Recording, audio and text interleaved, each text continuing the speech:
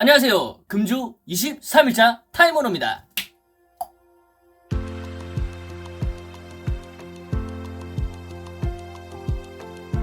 네, 오늘은 1월 16일 화요일입니다. 여러분, 금주 즐겁게 잘 하고 계시죠? 오늘도 어제에 이어서 알코올 중독과 그 회복 과정을 담은 책 벌거벗은 마음의 내용에 제 생각을 담아서 리뷰해보고자 합니다.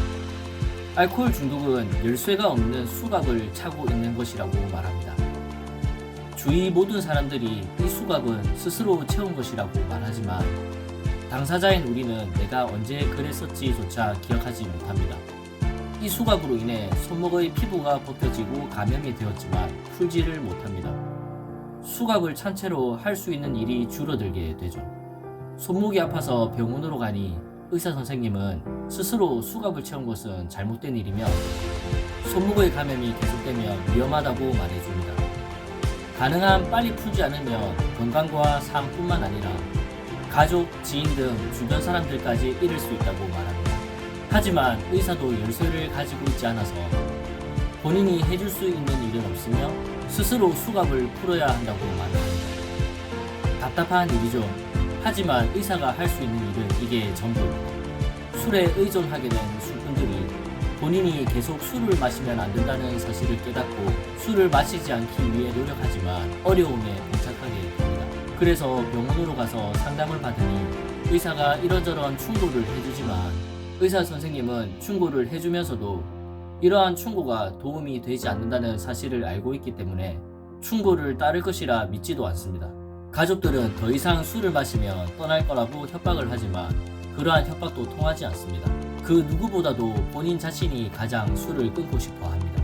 논리적이나 감정적으로 본인의 건강과 가족들을 포기하고 술을 선택하지는 않습니다. 하지만 여전히 술을 끊을 수가 없고 곁에서 지켜보던 사람들은 너가 원해서 술을 마신다라고 믿습니다. 만약 내가 원해서 그랬던 거라면 처음 문제가 발생했을 때 왜 그때 술을 끊지 못했을까요? 술을 끊으려 했지만 그럴 수가 없었습니다. 만약 내가 선택한 일이었다면 그 선택을 돌이킬 수 있어야 합니다. 하지만 이미 중독이 되어서 그 선택을 돌이킬 수 없게 되어버렸죠. 그럼에도 불구하고 지금보다 더 강력한 의지를 가지면 술을 끊고 수갑에서 풀려나갈 것이라 믿고 있습니다. 결국 우리도 갇히고 말았습니다. 어떻게 이러한 일이 생겨난 것일까요? 실제로 처음 맛봤을 때의 술맛은 좋지 않았으며 달콤한 향기를 맡고 유혹이 된 것도 아닌데 말이죠. 왜 우리는 유혹당한 것일까요? 주위를 들여다볼까요? 우리는 평생 술을 마시게 훈련되어 왔습니다.